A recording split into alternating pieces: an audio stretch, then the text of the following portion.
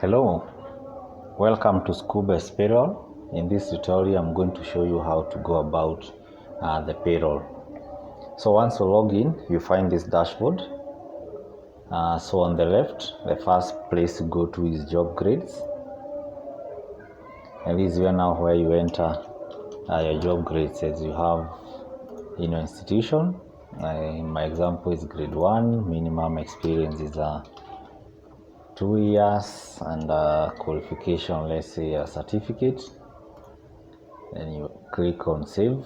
You're going to add all that you have. Then I'll head to department and positions. In this case, I can use administration as a department. Then save the department. So on the other end, I can create a position for that. So administration, can say we are having accountant, and save this position. So here you're going to add all the departments that you have and all the positions that you're having. So I'll head to employees. I'll create a new employee. To create a new employee, department will be administration, then accountant.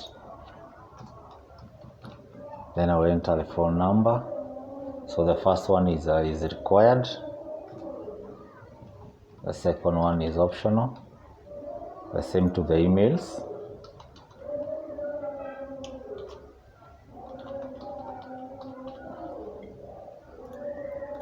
The secondary is optional.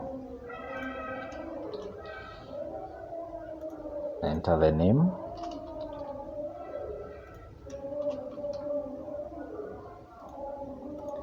Then the ID number,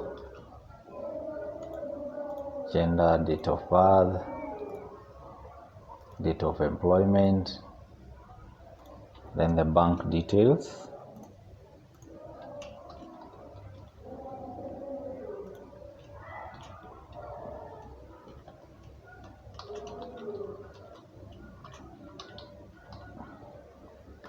then the account number.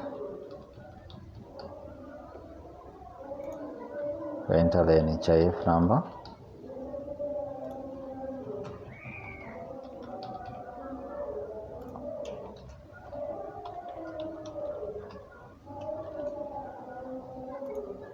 Then you save the employee. So you do this for all the employees that you're having.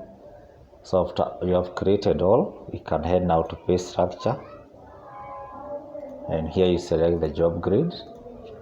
Then you enter the pay band. Say this one, minimum salary of 15,000 to 35,000. Save this. So you do all this to all the pay bands that you're having. So once that is done, you can create our allowances, the vote heads. Like if you're having house allowance, so here you can specify whether it is a percentage or a fixed figure.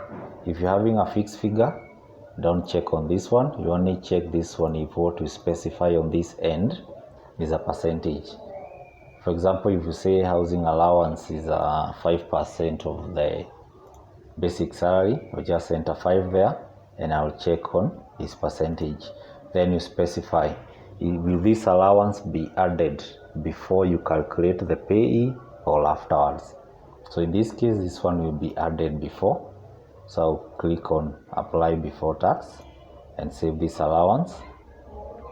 So you do this for the allowances that you're having.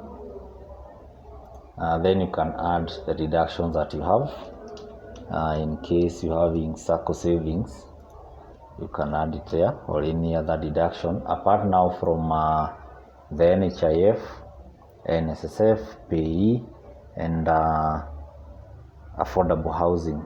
Those ones will be deducted later automatically by the system. So in this case, we can say for the savings, we deduct 1,500 for this particular employee.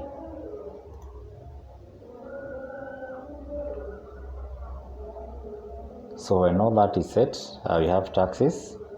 These ones are already set. That is the affordable housing, the NHIF, NSSF, and the pay. You don't need to do anything here. So we head to salaries. This is where we create all the base salaries for all the employees that we have. So I'll select my employee, and this employee salary is 32,000. It is monthly, effective, let's say from September. We are going to set now effective later once we are creating a new salary. So we save this salary. So you can click on the salary ID to view the details, and here you add, does this payee have, does this employee get deducted payee, NHIF, NSSF, or housing levy? You tick the ones that are applicable, then you save. This employee has allowances. This can select the ones that are available, and this employee already has SACCO deductions. Now from there, our salary is set, so we can head now to payroll and can create a new payroll. Let's say for the month of September. The year is 2024. So this one will create the payroll period. For now, if you click on the payroll ID to view the details, it is empty because you have not started processing it. To process it, you can click on these three dots, then you click on process. This one is going to fetch the data from the salaries and create a pay slip for this particular period for this employee. As you can see, it has. So I'll head to the I to view, and here you find our employee here. So you can click on the I to view the pay slip that has been created,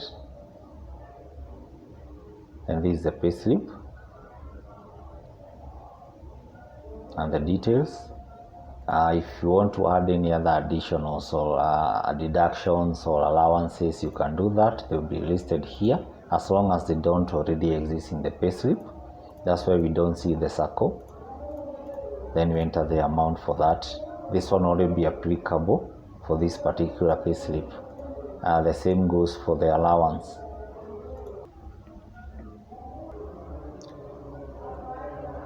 And you can also download this payslip as PDF for printing.